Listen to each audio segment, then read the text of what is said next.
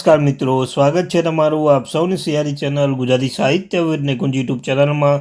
હું નિકુંજ પરમાર આપ સૌનું તહેદિલ સ્વાગત કરું છું. મિત્રો, આજના વિડીયોમાં વાત કરવાના છીએ પેન્શનરો અને સરકારી કર્મચારીઓના પગાર અને પેન્શનમાં થશે 186%નો મોટો ઉછાળો. તો મિત્રો, અત્યારે જ આવે મોટા સમાચાર લેટેસ્ટ અપડેટ લઈને આવીશું. જો તમે પેન્શનધારક મિત્રો છો અને સરકારી કર્મચારી છો તો તમારા માટે આજનો વિડીયો ઉપયોગી બનશે. મિત્રો, બધા જ કામ પડતા મૂકીને અવશ્ય આ વિડીયો જોઈ લેજો. એના વિશે વાત કરતાં પહેલાં આપણી જે વોટ્સઅપ ચેનલ ટેલિગ્રામ બંને બનાવે છે, લિંક ડિસ્ક્રિપ્શનમાં મૂકું છું, અવશ્ય જોઈન થઈ જજો. તમને ચેનલ પર સરકારી કર્મચારી, નિવૃત્ત કર્મચારી, પેન્શન ટ્રાક બાબતે પગાર, પેન્શન, ડીઆર, એચઆરએ અન્ય કોઈ પણ અપડેટ આવે હરેક અપડેટ આપણી ચેનલ પર કરવામાં આવશે. તો આપણી આ ચેનલને સબસ્ક્રાઈબ કરવાનું ભૂલશો નહીં, વિડીયો પર લાઇક કરવાનું ભૂલશો નહીં. તો ચાલો જાણીએ વિગતવાર માહિતી.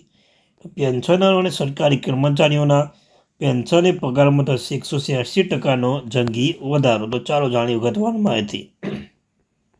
તો મિત્રો, પગારમાં મોટો ઉછાળો આવશે.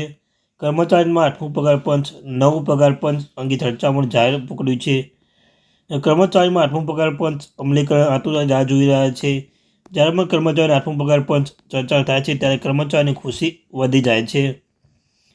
8મું પગાર પછી અમલીકરણ કર્મચારીઓના પગાર નોંધપાત્ર વધારો થશે.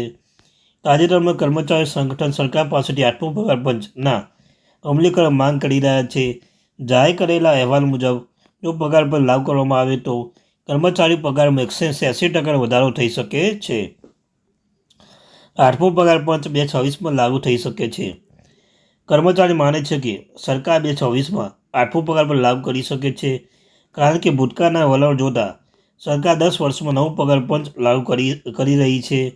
7મું પગાર પંચ મૂળભૂત પગાર પંચ વધેલો અપડેટ લાગુ થયા પછી 2026માં 10 વર્ષ પૂરા થઈ જશે. કર્મચારીનું માનવું છે કે સરકાર ટૂંક સમયમાં જ કેન્દ્રીય કર્મચારીને 8મું પગાર પંચની ભેટ આપી શકે છે.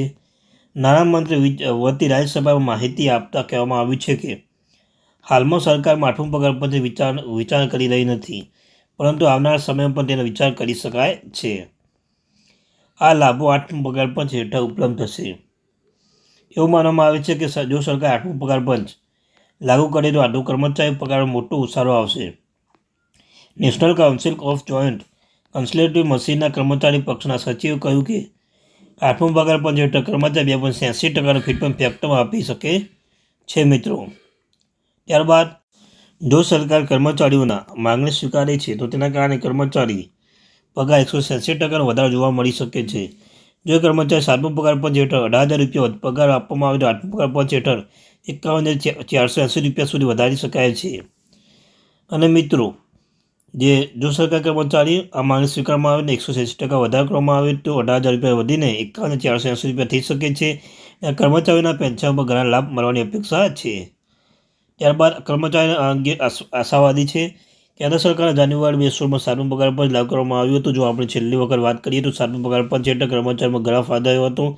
તે સમયે કર્મચારીના ફીડબેક ફેક્ટર 2.56ના દરે આપવાનું શરૂ કરવામાં આવ્યું હતું. ત્યારબાદ કર્મચારીઓના લઘુત્તમ પગાર 7,000 વધી 17,990 થશે. હવે કર્મચારીઓને અપેક્ષા રાખી રહી છે કે સરકાર નવા પગાર પંચમાં 80% ફીડબેક ફેક્ટર અનુસાર તેમના પગાર વધારો કરશે. તો મિત્રો, આ હતી માહિતી.